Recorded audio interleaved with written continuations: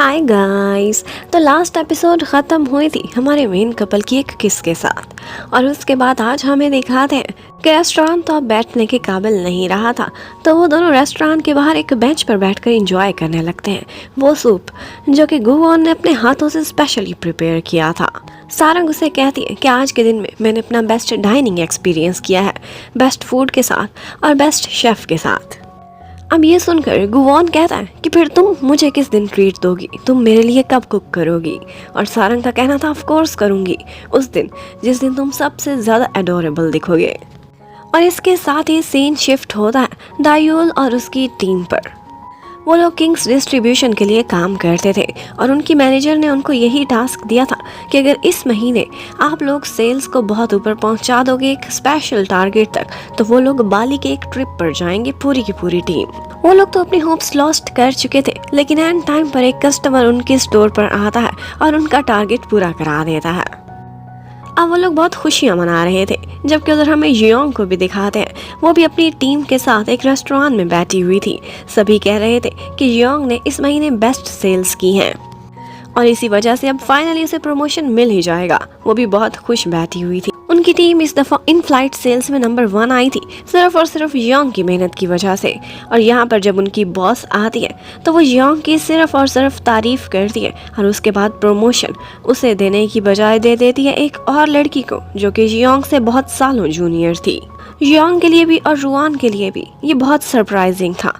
बेचारी जियोंग का बहुत दिल टूटता है और उसके बाद वो लोग एंजॉय करने के लिए ड्रिंक करने लगते हैं। जियोंग किसी का भी मूड खराब नहीं करना चाहती थी, लेकिन फिर भी वो लड़की बार बार उसे कह रही थी कि अगर तुम मुझसे जेलस हो तो अपने मुंह से बोलो ना। और यही सुनने के बाद वो पार्टी छोड़कर बाहर चली जाती है। उसकी सैडनेस कोई और तो फील नहीं करता, लेकिन रॉन ज़रूर फील करता है। वो आता है, उसे कोट से कवर करता है कि उसे कहीं ठंड ना लग जाए, और फिर उसे कहने लगता है कि तुमने मुझे एक दफ़ा बताया था कि तुम्हारा सपना था कि तुम बेस्ट फ्लाइट्स पर जाओ, तुम फ्लाई करती हो, तुम अपना सपना पूरा करती हो। और अगर मैं बताऊं तो मेरी नज़रों में तुम मुझसे सीनियर हो और बेस्ट अटेंडेंट हो जो मैंने अभी तक देखी थी। इसलिए प्रमोशन हासिल करना इतना इम्पॉर्टेंट नहीं होता जितना इम्पॉर्टेंट ये होता है कि आप अपने मन का, अपनी मर्जी का अपना बेस्ट काम करते हो। अब फाइनली रॉन किसी न किसी तरह जियोंग को चीयर अप करने में तो कामयाब हो गया था और वो खुश थी कि ये उसके साथ है। जबकि उधर गुवोन को दिखाते हैं, वो आज ज़्यादा ही एडोरेबल बनने की कोशिश कर रहा था। वैसे तो रोज़ ही हैंडसम लगता था, लेकिन सारंग ने उससे वादा किया था जिस दिन तुम ज़्यादा हैंडसम लगोगे मैं तुम्हें ट्रीट दूंगी। और आज उसने इतना तेज़ परफ्यूम लगाया हुआ था कि सांगरिक ने भी ये बात नोटिस की थी। इतने में होटल के बाहर उसे सारंग भी आती हुई दिखाई देती है और वो तीनों एक ही एलिवेटर में ऊपर जाने लगते हैं। यहाँ पर सांगरिक आगे खड़ा हुआ था, जबकि गुवोन और सारंग दोनों पीछे खड़े एक दूसरे से छेड़ाछाड़ी कर रहे थे। सांगरिक को जब भी शक होने लगता था वो पीछे मुड़कर देखता था तो हर चीज बिल्कुल नॉर्मल दिखती थी। लेकिन सांगरिक कहता है कि कुछ तो है मिस्टर गुवोन जो आप मुझसे छुपा रहे हैं, वरना कान से लेकर दूसरे कान तक आपकी हंसी नहीं रुक रही, ये बिल्कुल नॉर्मल नहीं है। अब ये सुनकर गुवोन उसे उसके फ्लोर पर छोड़ता सारंग को अपने साथ लिए ऊपर के फ्लोर पर जाने लगता है। वो उससे कहता है कि मैं चाहता हूँ कि रोज रोज तुम्हें काम पर ड्रॉप करूँ, लेकिन सारंग कहती है कि ये आपका लास्ट पॉइंट है, इससे आगे आप नहीं बढ़ सकते वरना कोई देख लेगा, और ये सिर्फ आज के दिन के लिए था। प्लीज काम को और लव लाइफ को डिफरेंट रखें। अब वो उसे भेज देती है, लेकिन ऑफ कोर्स सारंग को भी पता चला था कि गुवोन आज एक्स्ट्रा हैंडसम और कूल लग रहा था।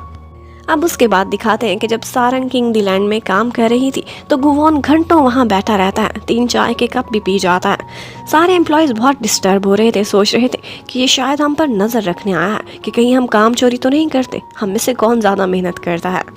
लेकिन एक्चुअली इस सब की उसे कोई परवाह नहीं थी, वो तो सिर्फ और सिर्फ अपनी सारंग को देखने के लिए आया था।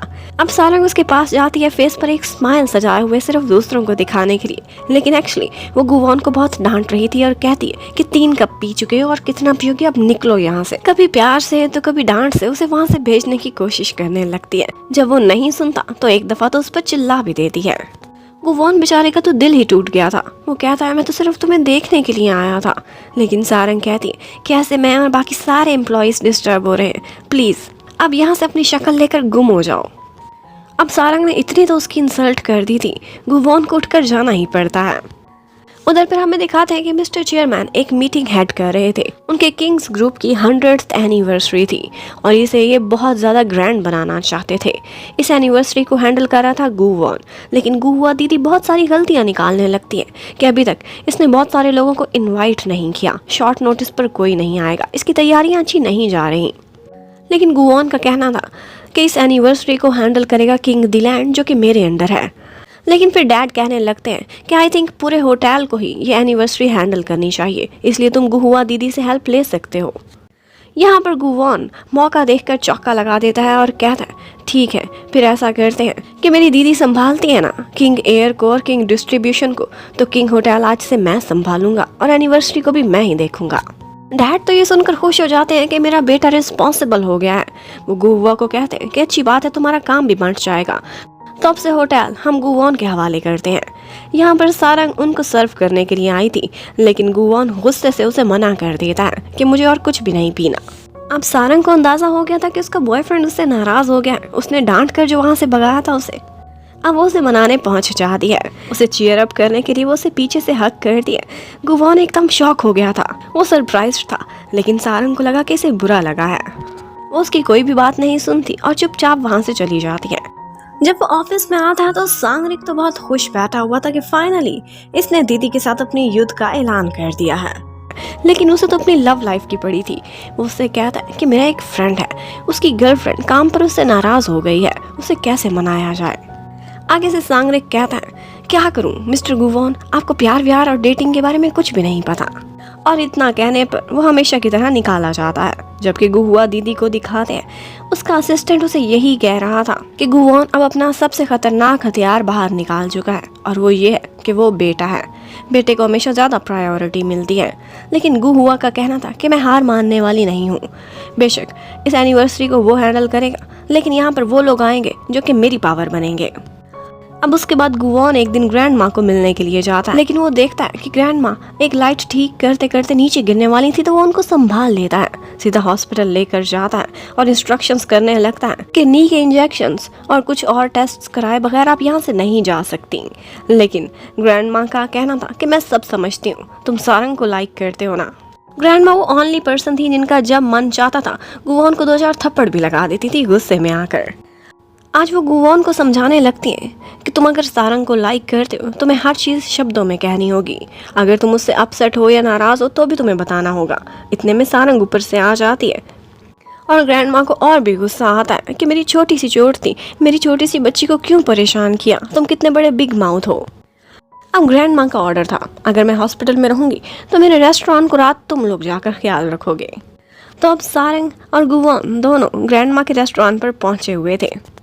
वो लाइट फिक्स करने के चक्कर में गुवॉन पूरे रेस्टोरेंट की ही लाइट खराब कर बैठता है और यहाँ पर रास्ता ढूंढते ढूंढते वो दोनों एक दूसरे को हक भी कर बैठते हैं। Well in the and Sarang बहुत मुश्किल से हालात को संभालती है और लाइट को वापस लेकर आती है। वो तो गुवॉन को बहुत कहती है कि तुम वापस चले जाओ, लेकिन उसका कहना था कि मैं यहीं ठहरूंगा तुम्हारे साथ और मुझे पता है कि तुम भी यही चाहती हो। यहाँ पर गुवॉन उससे ये भी कहता है कि अगर कभी तुम मुझसे नाराज हो तो तुम मुझे एक्सप्रेस किया करो, मैं तुम्हें मनाया करूँगा, तो मेरे साथ इजी फील किया करो। अब दोनों की सुलह हो जाती है, वो किस भी करते हैं और उसके बाद वो लोग सोने के लिए लेट जाते हैं। लेकिन गुवॉन को बहुत प्रॉब्लम था, सारंग का बिस्तर उससे बहुत दूर था। वो कहता है कि इतनी दूर तो मुझे तुम्हारी आवाज़ भी नहीं आ रही। सारंग बहुत मना करती है, लेकिन वो बेड उसके बिल्कुल पास ही लगा लेता है और कहता है कि ये दूसरी दफ़ा है कि हम इकट्ठे रात बिता रहे हैं। मैं तब भी तुम्हें लाइक करता था, लेकिन हमेशा गुस्से में तुम्हें गोलियाँ दिखाता रहता था, लेकिन सोचता यही था कि तुम इतनी क्यूट और इतनी परफेक्ट कैसे हो।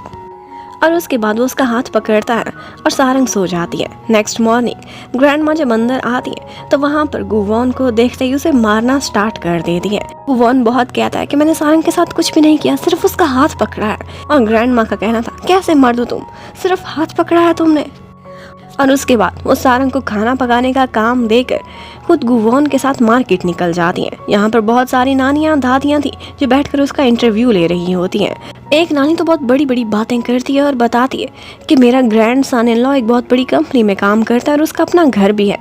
गुवॉन का तो अपना घर भी नहीं था, उसको कभी ज़रूरत ही नहीं पड़ी थी एक्चुअली, लेकिन ग्रैंड माँ को लगता है कि शायद ये थोड़ा सा पुअर है।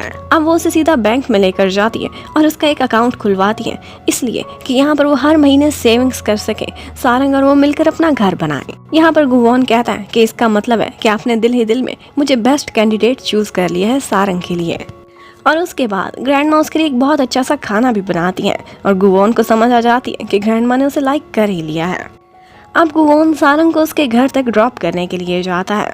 वो उसके साथ 10 चक्कर लगा चुका था गली के, लेकिन एक और लगाना चाहता था। इतने में ऊपर से डायूल और जियोंग भी आ जाती हैं और सारंग उनको देखकर काफ़ी एम्बैरस होती है, लेकिन उन्होंने पहचान लिया था कि मिस्टर नू यहाँ पर आया हुआ है। वो उसे अंदर बिठा लेती हैं और उसके बाद वो अपना दुखड़ा सुनाने लगती हैं कि किस तरह से डायूल ने बाली की ट्रिप पर जाना था, लेकिन उसकी बॉस इंडोनेशिया लेकर जाने की बजाय उसे बाली नाम के एक कैफ़े पर ले जाती है और सारा दिन अपनी खिदमतें कराती है। योंग का भी उसे पता चलता है कि उसे प्रमोशन नहीं मिली बल्कि किसी और को मिल गई है। ये सुनते ही गुवोन बहुत दुखी होता है और गुस्से में खड़ा हो जाता है कि मैं तुम लोगों के लिए ज़रूर कुछ करूँगा, कंपनी को समझनी चाहिए ये बात। लेकिन वो कहती है कि तुम कौन सा हेड मैनेजर हो, एक मामूली से वर्कर ही तो हो, और हेड मैनेजर जो तुम्हारे ऊपर बैठा हुआ है वो तो बहुत खड़ूस, घटिया और बदतमीज इंसान है। सारंग ने हमें उसके बारे में बताया हुआ है। अब सारंग दोबारा से बहुत शर्मिंदा होती है और गुवोन का हाथ पकड़ के उसे शांत कराती है। यहाँ पर गुवोन को ये भी पता चलता है कि कंटिन्यूसली 2 साल सारंग बेस्ट टैलेंट रही थी, लेकिन उसे 2 बैजेस के अलावा और कुछ भी नहीं मिला। अब वो सोचता है कि मुझे कंपनी में पावर हासिल करके कुछ ना कुछ इंसेंटिव्स तो उन एम्प्लॉयज़ को देने चाहिए जो इतनी मेहनत करते हैं, और जियोंग और डायूल की मेहनत तो उसने अपनी आंखों से देखी थी। अब वो सांगरिक को कहता है कि कंपनी की तरफ से इन 3 एम्प्लॉयज़ के लिए एक ट्रिप अरेंज करो, जबकि सांगरिक बेचारे का कहना था कि मैं भी तो बेस्ट एम्प्लॉय हूँ, मैं यहाँ का बेस्ट असिस्टेंट हूँ, मुझे भी तो कोई ट्रिप मिलना चाहिए। अब वो तीनों गर्ल्स एयरपोर्ट पर पहुंची हुई थी अपने ट्रिप पर जाने के लिए। यहाँ पर गुवोन भी उनको देखकर बहुत खुश था, वो भी साथ जा रहा था। वो तो बस ज्यादा से ज्यादा टाइम सारंग के साथ पास करना चाहता था, लेकिन अचानक से यहाँ पर सांगरिक भी अपना बैग लेकर पहुंच जाता है। वो उसे बस हेड मैनेजर बुलाने ही वाला था कि वो एंड टाइम पर पहुंचकर उसके मुंह पर हाथ रख देता है। वो नहीं चाहता था कि इन गर्ल्स को पता चले कि वो हेड मैनेजर या चेयरमैन का बेटा है और वो अनईजी फील करे। अब वो यहाँ पर यही एक्टिंग करने लगता है कि जैसे सांगरिक मेरा बॉस है और मैं इसका छोटा सा असिस्टेंट। सांगरिक को भी इसी मौके का इंतजार था। वो फौरन से अपने सन ग्लासेस निकालता है और एटीट्यूड में अपना बैग भी उसे पकड़ा देता है और उस पर ऑर्डर चलाने लगता है। अब वो लोग इस मजे के ट्रिप पर इकट्ठे जा रहे थे और गुवोन को सांगरिक का असिस्टेंट बनना भी एक्सेप्ट था, बस सारंग उसके साथ हो। सारंग उसके साथ थी तो वो बहुत खुश नजर आता है और यहीं पर ये पार्ट खत्म होता है। Thank you for watching, stay connected, bye bye.